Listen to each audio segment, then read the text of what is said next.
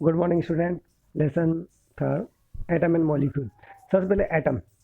Atom के बारे में ancient Indian scientist and Greek philosopher, जो फिलोसफर थे इंडियन एंशिएंट फिलोसफर और ग्रीक फिलोसफर, इन्होंने बताया कि जो सबसे छोटा पार्ट होता है उसे इंडिया में कहा गया महर्षि कर्नाड।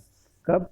लगभग 500 बीसी में इंडियन फिलोसफर महर्षि कर्नाड, इन्होंने इसको क्या कहा, सबसे छोटा पदार्थ होता है। क्या होता है? जो पार्टिकल होता है, सबसे स्मॉलर पार्ट होता है, वो क्या होता है? पदार्थ होता है। और इसे हम डिवाइड नहीं कर सकते, है ना। ये किसने कहा? 50 बीसी में महर्षि कर्नाड ने कहा। उसके बाद आया अल्टीमेटली प्रोपोजन ओदर इंडियन फिलोसफर कटेयान, अपने पहले भी आ चुके हैं। कटेयान, इन्होंने क्या कहा था? Doctrine in the various form of matter, matter की अलग अलग फॉर्म होती है। फिर लास्ट में आए आपके ग्रीक फिलोसफर। अब ग्रीक फिलोसफर जो है कि डोमेस्टिक एंड ल्यूटिपस, इन्होंने कहा कि ये अनडिवाइडेबल है और अनविजिबल है, पार्टिकल को हम तोड़ नहीं सकते। और इसके बारे में बताया तो सबसे पहले क्या था? भारतीय इंडियन फिलोसफर 500 बीसी में महर्षि कर्नाड ने बताया कि पदार्थ होता है सबसे छोटा। फिर एंशिएंट फिलोसफर्स बताया कि एक अनविजिबल एंड डिवाइडेबल पार्ट होता है मैटर का, उसकी स्टेज अलग अलग होती है। When a particle obtained can not be divide into further, उसको आगे डिवाइड नहीं किया जा सकता। ये तो होगी। अभी इनको कोई कंसिडर नहीं कर पाया। फिर आगे क्या हुआ कि एंटोनी एल लवोशियर, आपको पता, मैंने बताया था कि फादर ऑफ केमिस्ट्री किसे बोला जाता है? लवोशियर को बोला जाता है, क्योंकि इन्होंने क्या है, केमिकल की बहुत सारे लॉ दिए। इसमें इनका पहला लॉ है लॉ ऑफ केमिकल कॉम्बिनेशन, यानी केमिकल रिएक्शन कैसे होती है। इंडियन साइंस के भारतीय वैज्ञानिक के अनुसार भारत पहले से ही केमिकल के क्षेत्र में बहुत आगे था, महर्षि कर्नाड ने बताया था। और एक आपको याद है तो इसी को लवोशियर जो थे, इन्होंने law of combination, law of mass conservation, law of constant propagation वाले दिए। अब लॉ ऑफ केमिकल कॉम्बिनेशन क्या है? लॉ ऑफ केमिकल कॉम्बिनेशन का मतलब है कि जब भी कोई पदार्थ आपस में क्रिया करता है तो पदार्थ का कुल कॉम्बिनेशन मैन्युफैक्चर है। अगर दो पार्ट में क्रिया कर रहा है तो दो पार्ट ही आगे उसके बनेंगे। ये होता है लॉ ऑफ कॉम्बिनेशन। दूसरा है law of conservation of mass. इन्होंने कहा, लवोशियर ने, कि रिएक्शन से पहले, मतलब रिएक्टेंट का टोटल मास रिएक्शन के बाद प्रोडक्ट का टोटल मास क्या होता है? इक्वल होता है। ये क्या बताया? Law of conservation of mass. इसको समझाने के लिए उन्होंने क्या किया, लेबोरेटरिकल थ्रू एक्टिविटीज़ में इनको समझाया।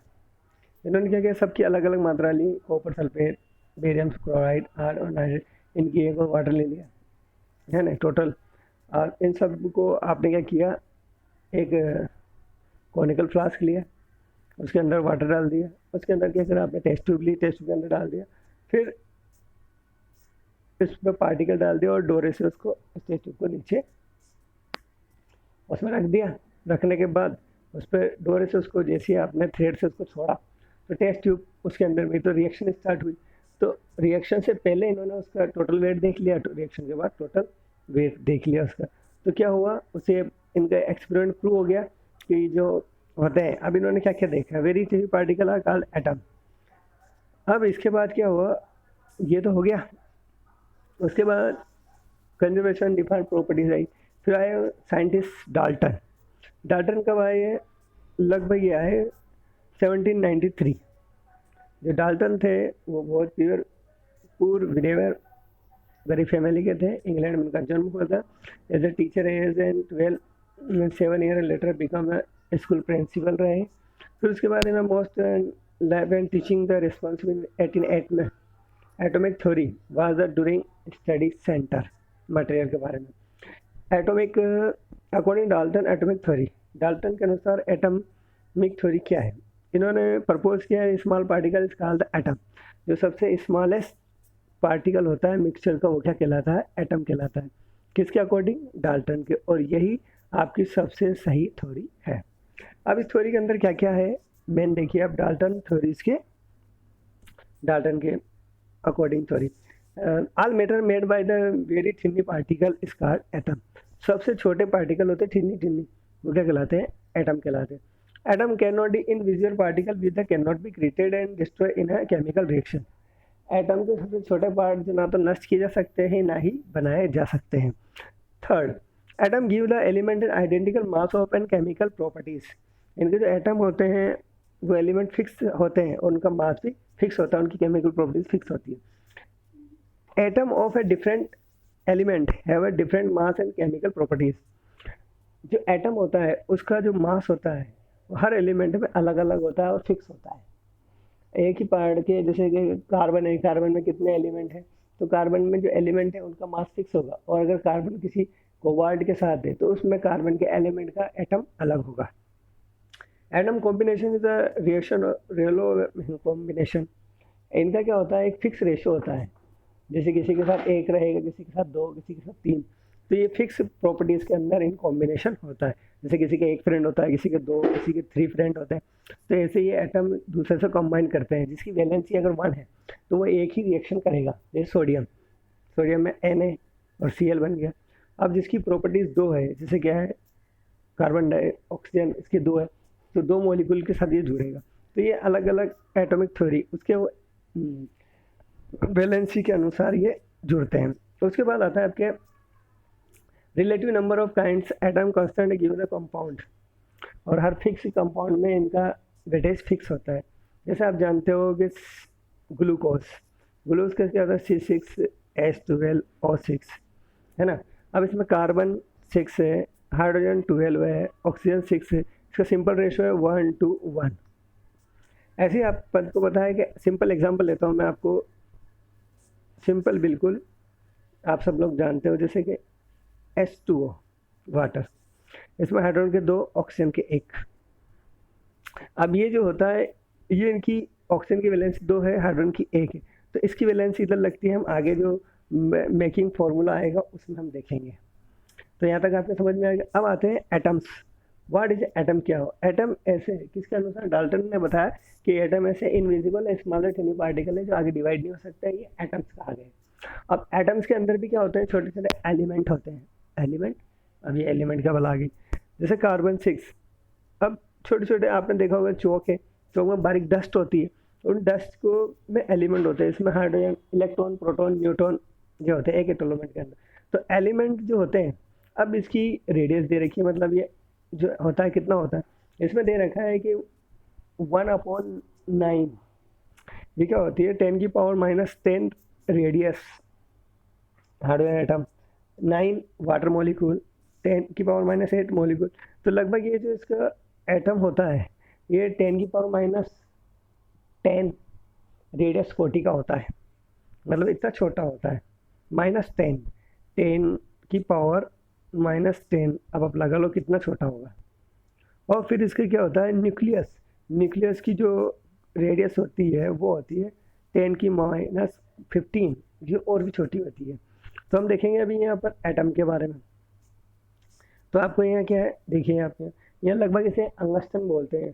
1 एंगस्टन बराबर 10⁻⁻10।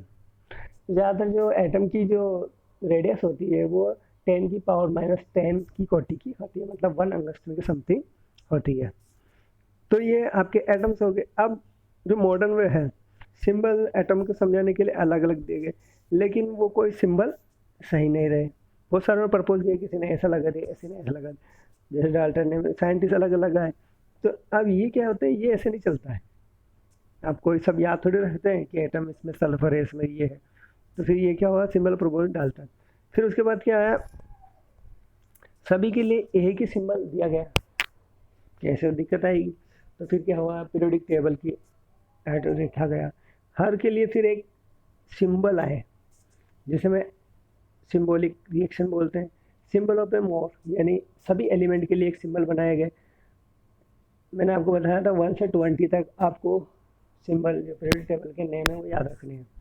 सबसे पहले क्या आता है, hydrogen, helium, lithium, beryllium, boron, carbon, nitrogen, oxygen, fluorine, तो ये आपके एलिमेंट यहाँ दे रखे हैं, किसका क्या सिंबल है ना। अब जो सिंबल बनाए गए, सिंबल क्या होते हैं, यानी विशेष चिन्हों द्वारा किसी चीज़ को प्रकट करना, दिखाना, सिंबलिक कहलाता है। अब इनके यहाँ पर सिंबल दे रखे हैं, ये आपको याद कर। अब आता है एटॉमिक मास, यानी उसमें कौन कौन से एटम्स हैं, जो कार्बन, हाइड्रोजन, ऑक्सीजन, इन सबको मिलाकर जो उसका मास है वो कहलाता है इलेक्ट्रॉन, वो उसका एटॉमिक मास कहलाता है। यहाँ तक तो आपको समझ में आ गया होगा, आया समझ में। अब एटॉमिक मास क्या होता है, उसमें जितने एलिमेंट हैं उस एलिमेंट की संख्या उसका एटॉमिक मास कहलाता है। हाइड्रोजन, इसका एटॉमिक मास 1, कार्बन, इसमें एटम, अब एटॉमिक मास में कितने प्रकार के एलिमेंट, क्योंकि इसमें क्या होता है इलेक्ट्रॉन प्रोटॉन का ही मास काउंट किया जाता है। अब अपन एटम के अंदर देखेंगे, एटम जो होता है, एक एटम के अंदर 3 चीज़ें होती है। एटम की ज़्यादा गोल शेप बनी जाती है। एटम जो होते हैं उसमें 3 पार्ट होते हैं, इलेक्ट्रॉन, प्रोटॉन और न्यूट्रॉन, ये इनको माना जाता है। तो ये इसमें इसका चल जाता है। यहाँ तो समझ में आएगा। चलो ठीक है, फिर आगे अपन देखते हैं।